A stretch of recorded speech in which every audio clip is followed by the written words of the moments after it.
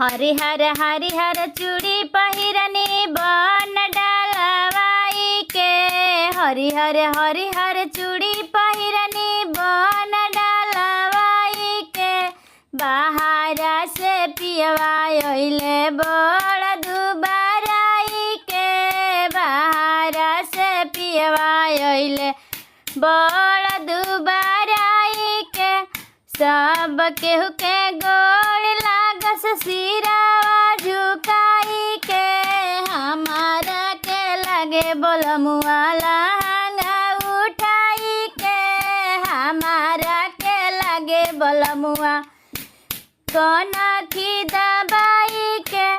सबके मिठाई दिहला आंगन में बैठाई के। हमारा के देवे बोलमुआ पलंग पर सुताई के। हमारा के देवे बोलमुआ पलंग पर सुताई के। हरिहर हरिहर